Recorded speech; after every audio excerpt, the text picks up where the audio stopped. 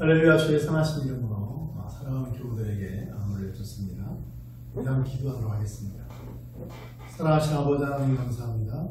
2020년 한 해도 잘 달려오게 하시고 그 끝자락에 있어서 주의 말씀과 더불어 한 해를 마감하게 하시면서 감사합니다. 주의 성령께서 우리와 함께 하셔서 말씀을 열어 저희를 인도하시고 그리하여 저희가 하나님의 사람으로, 하나님의 말씀의 사람으로 한 해를 또 마감하고 한 해를 새롭게 시작하는 복된 역사가 있게 하여 주옵소서. 예수 그리스도의 이름으로 기도합니다. 아멘. 오늘 우리에게 주신 하나님의 말씀은 누가복음 2장 13절로 14절의 말씀입니다. 호련히 수많은 천군이 그 천사들과 함께 하나님을 찬송하여 이르되 지극히 높은 곳에서는 하나님께 영광이요 땅에서는 하나님이 기뻐하시는 사람들 중에 평화로다 하니라. 아멘. 이 말씀은 지난 성탄절 우리가 살펴봤던 말씀에 이어서 나오는 구절입니다. 성탄의 의미를 통해서 우리가 이 땅에 오신 우리 주 예수 그리스도의 선하신 은혜를 살펴봤는데 이런 은혜를 받은 우리가 그렇다면 어떻게 살아가야 할 것인가, 또 우리가 해야 할 것이 무엇인가를 오늘 이 말씀을 통해 살펴보고 그래서 우리가 한 해를 마감하면서 어떻게 마감해야 될 것인지 또 어떻게 한 해를 새롭게 시작할 것인지를 이 말씀을 통하여 생각해 볼 수 있기를 원합니다. 천군과 천사들은 목자에게 나타나서 성자 예수님이 이 땅에 오신 것과 관련하여 하나님의 보좌가 있는 지극히 높은 곳에서는 하나님께 영광이다 라고 말하고 있습니다. 하나님께 영광을 올려드리는 이러한 찬송의 행위는 그저 하나님의 보좌가 있는 또 그곳에 있는 천군과 천사들만이 할 것이 아니라 하나님의 은혜를 누리고 있는 또 우리 주 예수 그리스도로 말미암아 구원을 받은 모든 하나님의 백성이 해야 할 것임을 성령께서는 사도 바울을 통하여 에베소서에서 말씀하고 있습니다. 에베소서 1장 3절로 7절의 말씀이 그것인데 찬송하리로다 하나님 곧 우리 주 예수 그리스도의 아버지께서 그리스도 안에서 하늘에 속한 모든 신령한 복을 우리에게 주시되 곧 창세전에 그리스도 안에서 우리를 택하사 우리로 사랑 안에서 그 앞에 거룩하고 흠이 없게 하시려고 그 기쁘신 뜻대로 우리를 예정하사 예수 그리스도로 말미암아 자기의 아들들이 되게 하셨으니 이는 그가 사랑하시는 자 안에서 우리에게 거저주시는 바 그의 은혜의 영광을 찬송하게 하려는 것이라. 우리는 그리스도 안에서 그의 은혜의 풍성함을 따라 그의 피로 말미암아 속량 곧 죄사함을 받았느니라. 아멘. 오늘 하나님께서 우리에게 말씀하시기를 우리 모두는 하늘의 신령한 복을 받은 사람들이라고 말합니다. 그리고 이 신령한 복은 그리스도 안에서 받게 되었는데 창세전에 우리를 택정하시고 또 우리를 예정하셔서 결국은 자기의 아들들이 되게 하셨다라는 하나님의 놀라운 구원의 행위를 말하고 있습니다. 그리고 이러한 구원의 행위를 받은 우리들이 해야 할 것이 무엇인가? 바로 하나님의 은혜의 찬송을 올려드리는 것이다 라고 말하고 있는 것입니다. 하나님께 영광을 올려드리는 이러한 행위는 어쩌면 당연한 것처럼 여겨지지만 우리의 삶 속에서 때때로는 간과하고 있는 것이기도 합니다. 우리 자신이 처하고 있는 상황 때문에 또 우리 마음을 채우고 있는 여러 가지 이유들로 말미암아 하나님께 영광을 올려드리는 것이 우리의 삶에서 지속되지 못하고 또 이어지지 못하는 경우가 있습니다. 우리보다 믿음의 삶을 앞서 살았던 믿음의 선진들이 우리에게 남겨준 믿음의 유산들이 많이 있는데 그 중에 하나가 바로 웨스터민스터 대소요리 문답입니다. 그 중에 웨스터민스터 소요리 문답 1번 문제를 보게 되면 사람의 제일 되는 목적은 무엇입니까? 라는 질문에 그 대답은 사람의 제일 되는 목적은 하나님께 영광을 돌리고 영원토록 그를 즐거워하는 것입니다 라고 말하므로 하나님께 영광을 올려드리는 것, 이것이 바로 사람의 사는 삶의 제일의 목적이 되어야 한다고 말합니다. 이 말은 한편으로 말하면 우리가 하나님께 영광을 올려드리기 위해서는 우리 마음속에 하나님에 대한 큰 기쁨과 감사가 충만해야 될 것을 또 전제하고 있는 것을 우리가 발견할 수 있습니다. 우리의 현실의 삶 속에서 우리는 하나님께 영광을 올려드려야 되지만 영광을 올려드리지 못하는 많은 이유들을 간직하고 있습니다. 때로는 하나님에 대한 의심과 불신앙을 그대로 지니고 있기도 합니다. 하나님이 우리에게 허락하신 상황들을 헤아리면서 그 상황들을 이해할 때 하나님께 찬송하기보다는 하나님을 의심하고 불평하고 원망하는 경우가 종종 있다는 것입니다. 예를 들어서 바로 우리가 지난주에 살펴봤던 예수님께서 이 땅에 오실 때에 여관에 있을 곳이 없어서 말구에 누우셨다는 사건 하나를 어떻게 바라보는가에 따른 것으로 우리가 한번 예를 들어볼 수 있겠습니다. 무슨 말이냐? 이 땅에 오시되 가장 낮은 자리에 오셔서 결국은 그 목숨을 이루셔야 됐던 예수님을 보면서 자기 영광을 위해 아들을 희생시키는 하나님으로, 그래서 하나님은 무자비한 분으로 혹은 이기적인 분으로 이해하는 그런 위험성들에 대해서 우리가 한번 생각해 보자는 것입니다. 너무 얼토당토 않은 것 같은 생각이지만 가끔 우리는 우리의 삶 속에서 그렇게 생각하는 경향이 있다는 것을 우리는 좀 인식할 필요가 있습니다. 예수님이 이 땅에 오셨을 때 우리가 이미 알고 있는 것처럼 가장 낮은 자리에 오셔서 많은 고난의 삶을 사셔야만 했습니다. 그 고난의 절정, 끝자락에 오르는 마지막 오르막길이 어쩌면 겟세마네 동산이라고 할 수 있는데, 겟세마네 동산에서 예수님은 이렇게 기도하셨습니다. 누가복음 22장 42절로 44절의 말씀. 이르시되 아버지여, 만일 아버지의 뜻이거든 이 잔을 내게서 옮기시옵소서. 그러나 내 원대로 마시옵고 아버지의 원대로 되기를 원하나이다 하시니 천사가 하늘로부터 예수께 나타나 힘을 더하더라.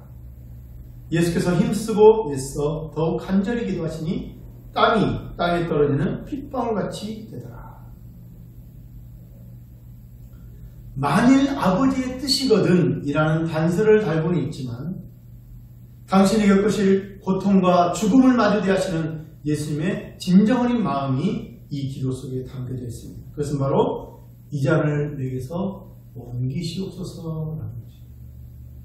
아버지의 뜻이거든 이라는 단서가 있긴 했지만 이 잔을 내게서 옮기시옵소서라는 이 기도는 주님의 마음이 얼마나 큰 고통 가운데 놓여져 있는가, 주님이 마주대하고 있는 현실과 앞으로 처해질 그 모든 상황들을 주님이 얼마나 두려워하고 있는 것인가 하는 주님의 사람으로서의 연약함이 가득 담겨져 있습니다. 마태복음 27장 46절을 보게 되면 십자가에 달리신 예수님의 말씀이 이와 같이 기록되어 있습니다. 제90쯤에 예수께서 크게 소리질러 이르시되 엘리 엘리 라마 사박다니, 나의 하나님 나의 하나님 어찌하여 나를 버리셨나이까 하신 뜻이라. 겟세마네 예수님의 기도는 응답되었습니다. 다만 그 응답은 예수님이 원하시던 대로가 아니라 아버지의 원하시던 대로 응답되었습니다. 우리들은 모두 다 평안한 삶을 원합니다. 이왕이면 행복한 삶을 살길 원합니다. 우리의 하는 일이, 우리가 하고자 하는 것들이 이왕이면 만사 형통하기를 원합니다. 감당할 만한 일이었으면 좋겠고 이왕이면 더 기쁨과 감사가 넘칠 수 있는 좋은 일이 가득했으면 좋겠습니다. 그러나 그러한 우리의 간절한 바람에도 불구하고 우리가 마주대야 하는 현실은 그렇게 녹록하지 않은 것이 사실입니다. 2020년 한 해를 돌아보더라도 어쩌면 우리의 삶에는 우리가 원하는 대로보다는 우리가 원치 아니하였던 것, 우리가 두려워했던 것, 우리가 피하고 싶었던 것들, 우리가 결코 보지 않기를 원했던 것들이 우리 눈에 보이고 우리의 삶 속에서 일어나고 또 우리가 그것들을 감당해야 되는 시간들로, 사건들로 가득 찰 수가 있습니다. 그러한 일들이 우리에게 닥치지 않기를 바라는 마음으로 수고하고 애쓰고 또 기도하고 또 그리하여 주의 말씀에 순종했지만 우리가 원하는 대로의 모습이 아니라 우리가 원하지 않은 모습들이 우리 하늘을 채우고 있는 것을 발견할 수 있습니다. 그리고 그 모든 원인 중에는 부인할 수 없는 한 가지가 있는데 하나님이 이 모든 것들을 허락하셨다라는 것입니다. 다시 말하면 하나님의 개입이 있었다는 것입니다.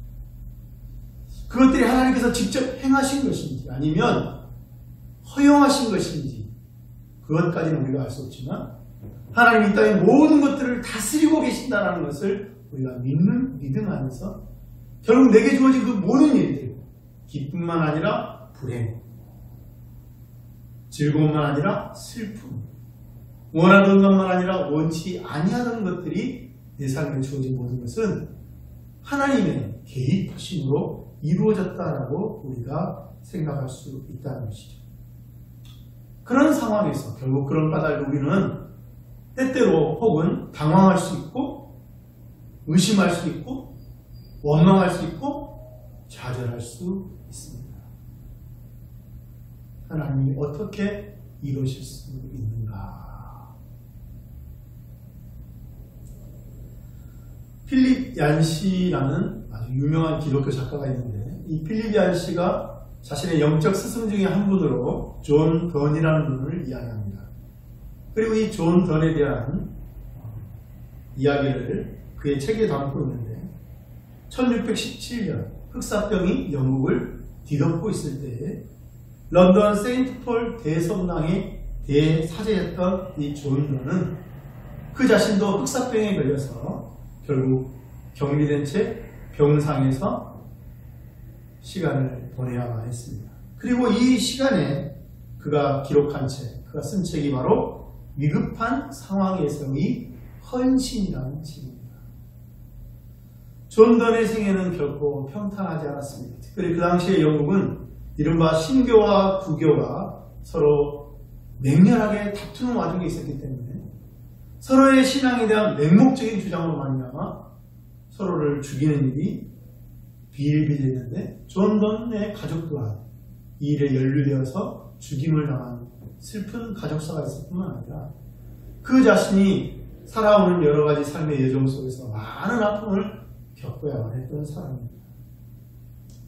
그는 흑사병을 앓으면서 겪었던 육체적인 혹은 정신적인 고통뿐만 아니라 자신의 생애에 있었던 수많은 고난들을 생각하면서 또 이 문제의 원인들이 어디에 있고 과연 이 문제들을 어떻게 이해하고 또 받아들여야 하는가를 고민하는 가운데 하나님의 말씀을 통하여 그가 살펴봤던 영적 진리들을 적용함으로써 많은 영적인 부활을 이 책에 담고 있습니다. 그 중에 하나가 바로 이러한 것입니다. 발열과 통증으로 병상에 놓여 있었던 그때 존 던은 자신을 진료하러 의사들의 아주 냉담한 태도 속에 마음에 낙심을 하게 됩니다. 특별히 그들이 자신을 진료하고 나가서 복도에서 수군거리는 소리가 들려오면 그 내용을 알 수는 없지만 아마도 그 내용이 결국은 부정적이고 또 자신의 상태가 매우 위급하기 때문에 그런 것이 아닐까라는 두려움과 의심을 가질 수밖에 없었습니다.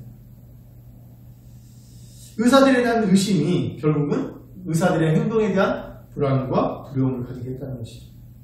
그런데 진료를 받는 과정 속에서 존 던은 이 냉막한 의사들의 얼굴과 달리 의사들의 마음속에는 자신에 대한 따뜻한 애정과 지대한 관심이 있다는 것을 발견하게 되었습니다.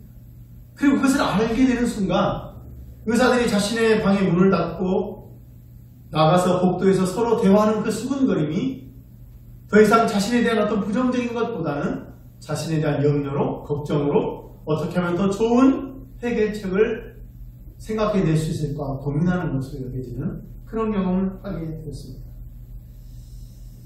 의사들에 대한 신뢰가 결국 자신 안에 있는 불안과 의심을 몰아내고 있다는 사실을 발견하게 된 것이죠. 그러면서 존 던은 이렇게 기도합니다. 오 주여, 회개하지 않는 회개를 주셨으니 이제 두려워하지 않게 하는 두려움을 주옵소서. 두려워하지 않는 두려움. 다른 말로 하면 두려움을 이겨낼 수 있는 두려움을 달라는 것입니다.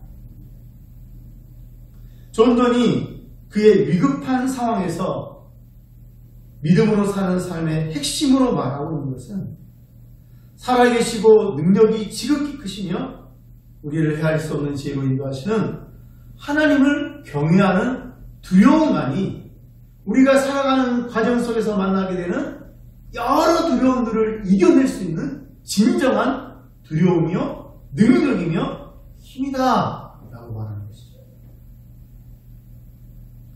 그가 말하는 근본적인 것은 결국 하나님에 대한 신뢰하는 것만이 우리의 삶의 여러 많은 어려움과 환난에서도 흔들리지 않을 수 있는 강권이 된다는 것입니다. 사랑하는 교회 여러분, 우리가 우리에게 주어진 삶의 여정을 감당해 나갈 때 우리에게 필요한 것은 하나님을 외면함으로써 얻을 수 있지 않고 오직 하나님을 바라봄으로써만 그 모든 것을 이겨낼 수 있다는 것을 우리는 명심할 필요가 있습니다. 우리 안에 있는 하나님에 대한 의심과 두려움은 우리로 하여금 우리가 짊어져야 될 그 모든 짐을 능히 짊어지게 하는 것이 아니라 오히려 더욱더 무겁게 할 뿐이고 하나님에 대한 참된 신뢰로 말미암아 가지는 하나님에 대한 두려움만이 우리가 이 땅을 살아갈 때 가지는 그 모든 두려움을 능히 감당할 수 있는 유일한 열쇠가 된다는 것이죠. 존들은 어떻게 이렇듯 하나님을 신뢰할 수 있는가? 라고 할 때 바로 그것의 결정적인 이유가 예수 그리스도에게 있다라고 고백합니다. 필리피안시에 가면 불행과 질병은 연약한 우리들과 능력이 많으신 하나님 사이에 커다란 거리감을 가져다 준다라고 합니다. 하나님으로부터 내가 멀어져 가고 있다는 생각이 우리 안에 조금씩 스며들수록 우리가 지니고 있는 고통과 연약함은 더 크게 보이고 하나님과 우리 사이의 그 거리감은 더욱더 멀어지게 여겨진다는 것이죠. 그런데 바로 이 거리감을 좁힐 수 있는 유일한 해결책이 바로 예수 그리스도에게 있다는 것이죠. 예수 그리스도는 우리가 지난 성탄절날 살펴봤던 것처럼 우리의 모든 연약함을 능히 헤아리시고 공감하시고 짊어지시고 우리가 이것들을 능히 감당하게 하시는 우리의 구세주인 것을 우리는 잘 알고 있습니다. 히브리서 기자가 2장 9절로부터 10절에 고백하는 것처럼 오직 우리가 천사들보다 잠시 동안 못하게 하시고 입은 자 곧 죽음의 고난받으심으로 말미암아 영광과 존귀로 관을 쓰신 예수를 보니 이를 행하심은 하나님의 은혜로 말미암아 모든 사람을 위하여 죽음을 맛보려 하심이라. 예수께서 죽음의 가장 낮은 자리로 가신 그 까닭이 어디 있는가? 하나님의 은혜를 우리에게 흘러보내기 위함이다 라고 말씀하십니다. 그렇습니다. 예수님은 죽음의 고난을 맛보신 자이십니다. 죽음은 우리가 겪을 수 있는 삶의 모든 고통의 가장 근본적이고도 가장 꼭대기에 있는 고통의 실제라고 할 수 있는데 주님은 바로 이 고통의 가장 깊은 실제까지 경험하셨다라고 말합니다. 바로 그런 까닭에 예수님은 우리가 지니는 두려움과 염려와 불안감 거기로부터 하나님으로부터 떨어져 있고 하나님이 내게 외면하고 있다라고 생각할 수 있는 그런 모든 상황들에 있는 우리들의 염려와 의심까지라도 능히 헤아리실 수 있다는 것을 우리는 알게 됩니다. 요한복음 11장 33절로 35절을 보게 되면 이런 말씀이 있습니다. 예수께서 그가 우는 것과 또 함께 온 유대인들이 우는 것을 보시고 성 심령의 비통히 여기시고 불쌍히 여기사 이르시되 그를 어디 두었느냐? 이르되 주여 와서 보옵소서 하니 예수께서 눈물을 흘리시더라. 사랑하는 오라비 나사렛의 죽음을 두고 마리아와 마르다의 마음은 참담하기 그리웠습니다. 그들의 마음이 너무나도 슬프고 그 슬픔은 눈물로 표현되고 있습니다. 바로 이때 예수님은 그들과 함께 눈물을 흘리시는 것을 보게 됩니다. 예수님은 함께 울어주시는 분이십니다. 그것만 아니라 예수님은 그 눈물을 닦아주시는 분이십니다. 요한복음 11장 43절로 44절을 보시게 되면 이 말씀을 하시고 큰 소리로 나사로야 나오라 부르시니 죽은 자가 수족을 배로 독인 채로 나오는데 그 얼굴은 수건에 쌓였더라. 예수께서 이르시되 풀어놓아 다니게 하라 하십니다. 하나님께 이끌려 거룩한 탄생과 고난과 죽음에 이르신 예수님은 이제는 영광과 존귀로 관을 쓰시고 우리를 위한 거룩한 중보자로서의 직분을 수행하고 계신 것을 우리는 기억할 필요가 있습니다. 예수는 지상에서의 마지막 말씀을 이렇게 끝내고 계십니다. 누가복음 23장 46절의 말씀. 예수께서 큰 소리로 불러 이르시되 아버지 내 영혼을 아버지 손에 부탁하나이다 하시고 이 말씀을 하시는 손이십니다. 예수를 이 땅에 보내셔서 죽음에 이르게 하신 하나님은 정말 이기적인 하나님이신가? 무자비한 하나님이신가? 어쩌면 마치 그분으로부터 버려짐을 당한 것처럼 여겨질 수 있는 우리 예수님께서 이렇게 말씀하십니다. 아니다. 하나님 아버지는 기꺼이 나의 영혼을 맡길 만큼 선하시고 자비로우시고 신실하신 하나님이시다. 예수님은 요한복음 10장 14절로 18절에서 이렇게 말씀하셨습니다. 나는 선한 목자라. 나는 내 양을 알고 양도 나를 아는 것이 아버지께서 나를 아시고 내가 아버지를 아는 것 같으니 나는 양을 위하여 목숨을 버리노라. 또 이 우리에 들지 아니한 다른 양들이 내게 있어 내가 인도하여야 할 터이니 그들도 내 음성을 듣고 한 무리가 되어 한 목자에게 있으리라. 내가 내 목숨을 버리는 것은 그것을 내가 다시 얻기 위함이니 이로 말미암아 아버지께서 나를 사랑하시느니라. 이를 내게서 빼앗는 자가 있는 것이 아니라 내가 스스로 버리노라. 나는 버릴 권세도 있고 다시 얻을 권세도 있으니 이 계명은 내 아버지에게서 받았느니라 하십니다. 떠밀려 하는 것은 결코 사랑이 아닙니다. 우리가 알아야 할 것은 예수님은 하나님께 떠밀려서 이 땅에 오신 것이 아니라는 것입니다. 떠밀려서 어쩔 수 없이 고난을 받으셨던 것이 아니라는 것입니다. 결국에는 떠밀려서 십자가에 돌아가신 것이 아니라는 것입니다. 하나님 아버지는 아들의 의사와 상관없이 자신의 영광을 위하여 아들을 고난으로 죽음으로 내어 몰아내신 무자비한 하나님이 아니시라는 것입니다. 주님이 말씀하신 것처럼 주님이 당신의 목숨을 버리시는 것은 당신 스스로의 결정이시다라고 말씀하고 있습니다. 우리는 이 사실을 기억할 필요가 있습니다. 죄인을 사랑하신 아버지 하나님의 사랑을 아시기에 그들을 구원하시고자 하시는 하나님의 계획과 경륜을 아시기에 성자 하나님은 기꺼이 이 아버지 뜻에 동조하여 낮고 낮은 자의 고난의 자리에 죽음의 자리에 스스로 임하시고 행하시고 실천하셨다는 것을 성경은 말하고 있습니다. 주님이 우리의 선한 목자가 되셔서 우리를 구원하시는 이 모든 복된 여정 배후에는 우리를 사랑하신 성부 하나님의 놀라운 은혜가 당신의 독생하신 아들의 고난과 죽음까지라도 허용하시면서 우리를 구원하시고자 하시는 하나님의 자비가 있다는 것을 우리는 반드시 기억하여야 합니다. 성령께서는 사도 요한을 통하여 이렇게 말씀하십니다. 요한일서 4장 9절로 11절의 말씀.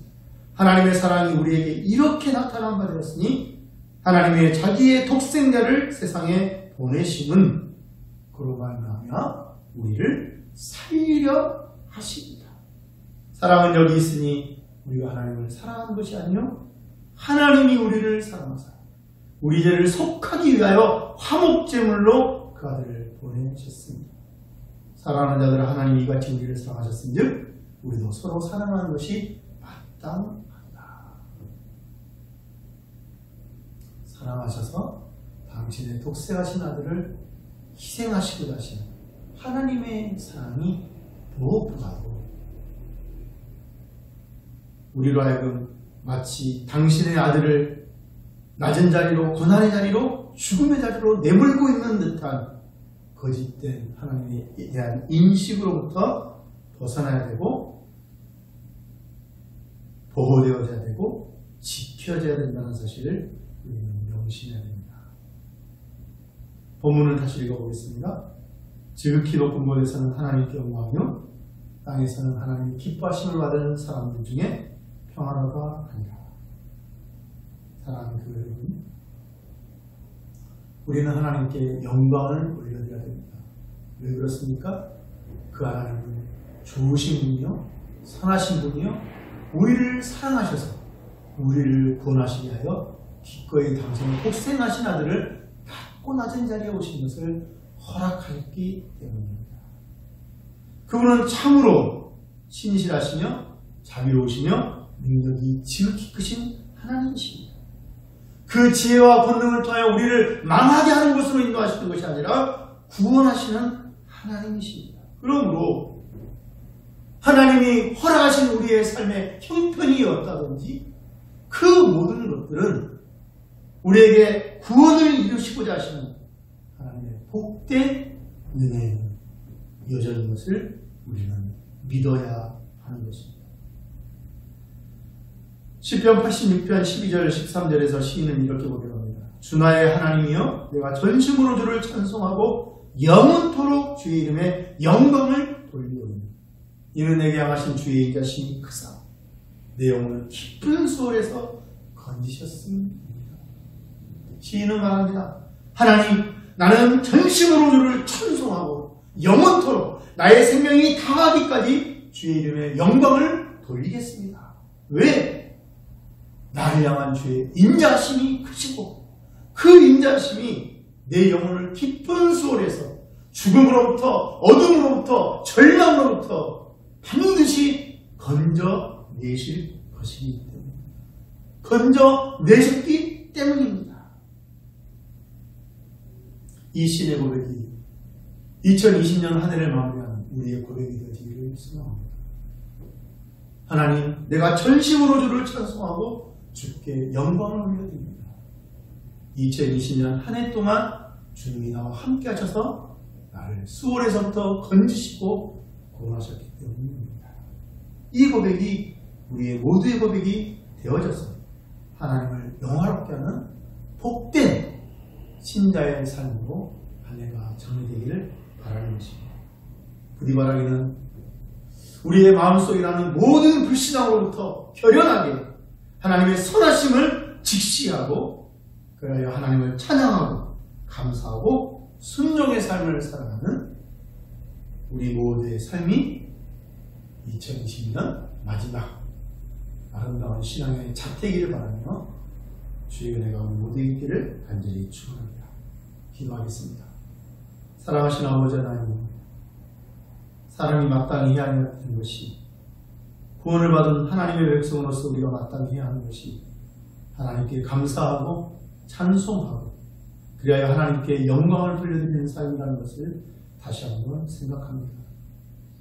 때때로 우리의 삶의 형편이라는 것이 이 하나님의 선하심을 오해하게 하고 의심하게 하지만 다시 한번 하나님의 말씀을 통하여 하나님이 얼마나 선하신 분이시며 자비로우신 분이시며 능력이 지극히 크신 분이신 것을 알게 하신 것을 감사합니다. 우리 바라고 소망하는 것은 우리의 삶의 모든 여정이 오직 주께 영광을 돌리는 복된 삶이 되게 하여 주옵소서. 주 예수 그리스도 이름으로 기도합니다. 아멘.